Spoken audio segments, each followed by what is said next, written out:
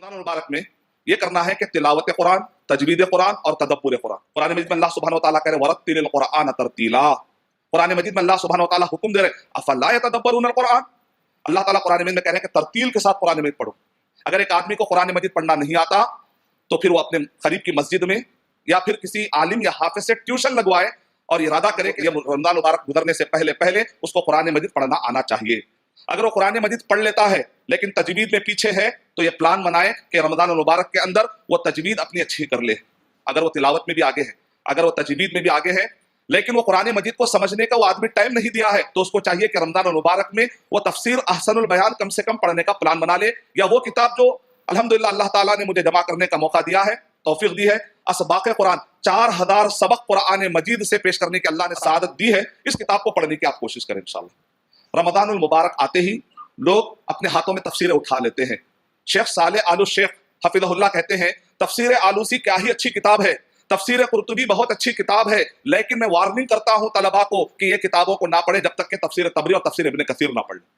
इसी तरीके से हिंदुस्तान के जितने तफसीरें हैं उन तफसीरों को हाथ लगाने से पहले जब तक आप तफसीर तबरी या तफसीर इब्न कसीर ना पढ़ ले सही सनदों के साथ, तब तक आपको तफसीर बिर राय अल महमूद पर जो हिंदुस्तान में तफसीरें लिखी हुई हैं उन किताबों की तरफ हाथ मत बढ़ाइए जब तक के बेसिक मजबूत ना हो जाए। अब उर्दू में तफसीर अहसनुल बयान है और एक दारुस्सलाम की अभी करीब में एक तफसीर आई है, तफसीर इब्न कसीर को मुख्तसर करके शेख सफीउर रहमान मुबारकपुरी रहमतुल्लाह अलैह की निगरानी में जय्यद उलमाए कराम ने तरतीब दिया था, वो शाये हो गई अल्हम्दुलिल्लाह। उसका नाम है अल मिसबाहुल मुनीर, 6 जिल्दों के अंदर है। इस किताब को अपने घर में रखिए।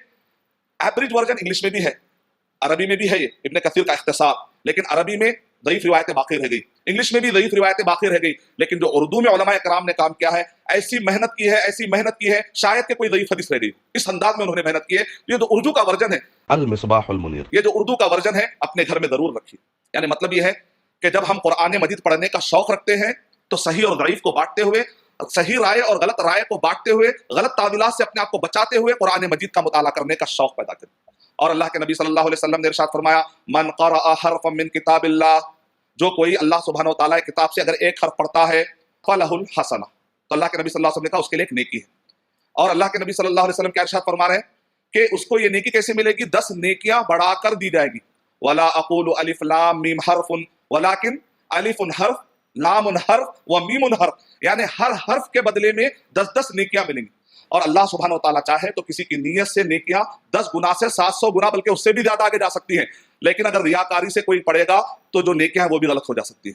डिमोनेटाइजेशन का अगर ऐलान हो जाए तो फेक नोट खत्म हो जाते हैं। अगर कोई रियाकारी से पढ़ता है तो फिर जो कुछ उसने पढ़ा है वो भी जा सकता है, लेकिन अगर अच्छी नीयत से पढ़े तो इससे भी आगे जा सकता है।